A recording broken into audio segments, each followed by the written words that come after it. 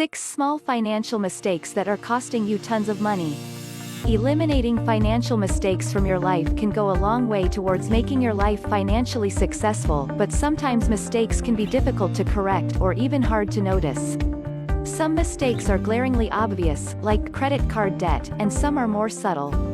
Here's my list of financial mistakes that are costing you a fortune, and how to fix them. 1. Eating out. Going out to eat frequently may not be as detrimental to your financial health as credit card debt, but dining out often can add up over time. Most Americans, 56%, eat out 2 to 3 times per week. 10% eat out 4 to 6 times per week, and 6% of the population eats out every day. Preparing food at home not only saves money but is healthier too. If you think you eat out too often, try to dine in more this year. If you don't like to cook, there are many healthy meals that are quick and easy to prepare. 2. Subscriptions. Most people love their subscriptions. A survey found that we spend about $237 a month on subscriptions, including the cellular service and internet service required to access those subscriptions. Imagine if that money was saved for retirement instead of spent on subscriptions.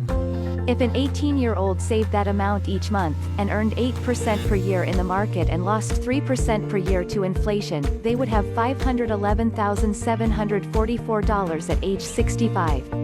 I'm not saying to immediately drop all of your subscriptions and save that money for retirement, but you should do a subscription audit and get rid of services you aren't using a lot.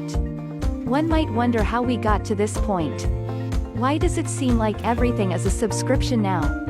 We got here because of companies like predictable revenue. They don't like to guess if you are going to buy something, they want to know you are going to buy it, and how often you're buying it. You can use Amazon Subscribe and save to have almost anything sent to you on a recurring basis. Does anyone really need that? Of course not, but Amazon loves it. They make their revenue more predictable and, for most items, people likely overestimate how often they'll need it and waste money on things they don't need. The iPhone upgrade program from Apple is essentially an iPhone subscription or rental service. You get a new phone every year, but never actually own your phone, and pay Apple a monthly fee. With all of the streaming services out there, I think we are getting to a point where it makes more sense to buy shows you like permanently, either digitally or physically, rather than pay for every subscription service. I've noticed that I go back to many of the same TV shows and movies over and over again, and buying them permanently means I will never have to pay a monthly fee to watch them. 3. Spending out of control. Do you spend a lot of money on things you don't need? Does this negatively impact your ability to save money or pay off debt? If you answered yes to both of those questions, your spending might be out of control. It's important to remember that spending money does not provide lasting happiness. With the consumerist society we live in, where advertising permeates every part of our lives, that can be easy to forget. One of my goals this year is to consume less than I did last year, which will be good for my wallet and the earth. If your spending is out of control, it may be time to stop using credit cards for a while and start budgeting.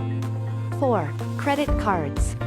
Credit card debt is very harmful because interest rates are high. The average interest rate right now is 17.30%. To figure out how to get rid of credit card debt, you first need to figure out how you got into credit card debt in the first place. If you're spending a substantial amount of money on things you don't need, you may need to strictly follow a budget to build discipline with credit cards. To get out of credit card debt, you must be a disciplined spender and pay as much as you can afford towards your debt. 5. Car loans. Not all car loans are bad, but they can be if you don't know what you're doing. Cars are quickly depreciating assets, so it's important to pay off your loan quickly, and you should have auto loans paid off in 5 years or less. If you don't, you could easily end up owing more on your car than it's worth. 33% of Americans who traded in cars to buy new ones last year had negative equity, which means they owed more on their vehicle than it was worth. That also means they rolled negative equity into a new car, so instead of taking out a $24,000 loan for a $30,000 car, they were taking out loans for $35,000 or $40,000 to cover the negative equity on their old car. If you do take out a loan to buy a car, you should aim to put at least 20% down.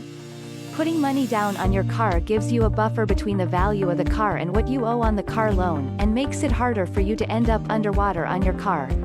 Interest rates on cars should be low. You shouldn't be paying more than about 5% in interest, and hopefully, you're paying less. If you are struggling with car debt, there are a few different options you can consider to get out of debt. If you have positive equity in the car, you may be able to sell your new car, pay off the loan, and buy a cheaper car. When selling your car is not an appealing option, it's best to get your car paid off as soon as possible.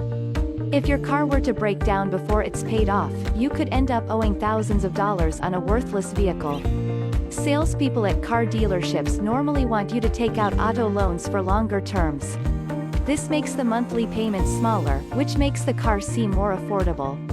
Dealers make more money now off the car loan than they do off the car itself. The average profit from a new car for dealers is $381, and the average profit from financing is $982. This is a fairly new development. 10 years ago, dealers made $837 from the sale of a new car, on average, and $516 on the financing of the vehicle. 6. Not saving for retirement. Failing to save for retirement could be the biggest financial mistake you ever make. 21% of Americans aren't saving anything at all, and 20% are saving 5% of their income or less. Starting to save for retirement at a young age is very important because you can take advantage of decades of compounding growth. If you feel like you don't have enough extra money to build meaningful savings for retirement, contribute what you can. Any saving you can do is much better than nothing at all. Small contributions grow exponentially over time, and getting into the habit of saving for retirement is more important than the amount you are able to save.